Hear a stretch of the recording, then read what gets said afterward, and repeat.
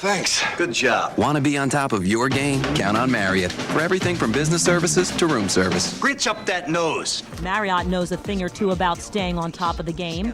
To keep a leg up on its competition, the worldwide hospitality company offers a wide array of hotels, serving everyone from the family on a budget to the business executive. Marriott really pioneered segmentation in the lodging industry. Took the Marriott brand, which was very well known, an established brand, and started to branch off into other customer segments. They saw an opportunity to grow the company by looking at moderately priced travelers who needed lodging, extended stay travelers, and built hotels.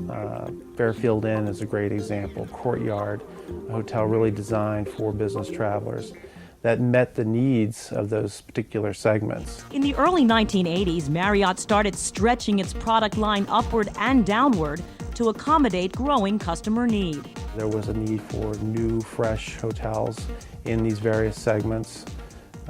We tested a lot of these properties and found that they did very well. They had strong customer reaction, and over the years built very loyal customer bases. In the full-service category, Marriott Hotels, Resorts, and Suites, the brand that really started it all. We acquired another full-service brand, Renaissance Hotels and Resorts. That brand does very well internationally. It broadened our presence overseas. Then you have Courtyard by Marriott, which is a moderately priced hotel for business travelers. Over 500 properties now. Next down the line, the Fairfield Inn, a slightly less expensive lodging choice. Then, in the extended stay category, Marriott has the Residence Inn and TownePlace Suites. Residence Inn was an acquisition back in the mid-'80s. They really started the whole extended stay category. We acquired that brand. We had great learnings from it.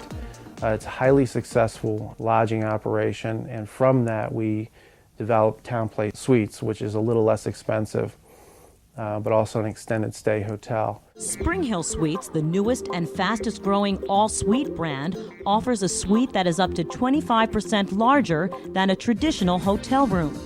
Other brands in the Marriott portfolio include Marriott ExecuStay, Marriott Vacation Club, its timeshare properties, and the Ritz-Carlton Club, its premier brand.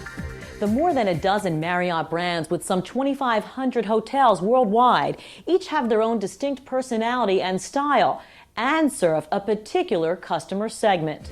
The Courtyard brand is clearly targeting the road warrior, the business traveler. The extended stay brands, Residence Inn and TownePlace Suites, some of the guests in those hotels are 6 months to a year living at the property. So that extended stay customer could be someone in a relocation, a government worker, a contractor, legal people doing depositions. The full-service Marriott and the Renaissance customer would be your more upscale business traveler, maybe entertaining clients, needing a restaurant, needing meeting space, looking for recreational facilities in the hotel. Fairfield Inn, those hotels, many of them positioned along major interstates, highways, attractive for that kind of customer, traveling on business by car, leisure customers looking for a value and a convenient location. Lambourne says while Marriott has worked very hard to carve out a niche for each brand, they all share the Marriott brand identity, the key ingredient to their success. I'd say the Marriott brand identity is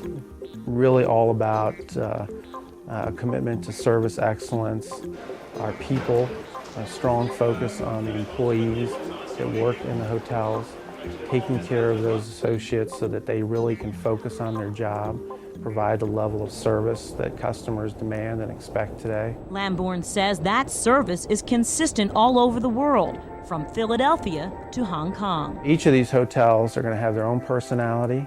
They're going to have distinct design and service levels that make you feel like I am in London or I am in Munich or I am in Paris.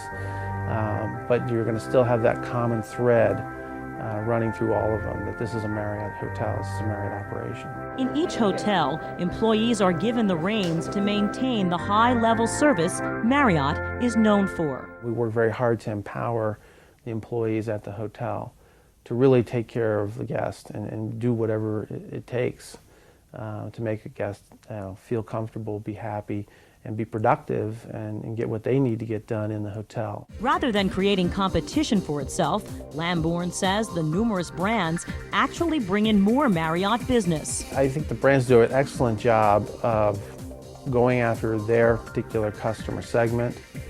Each has its own loyal following. Each markets itself independently and as a group, as a portfolio of brands.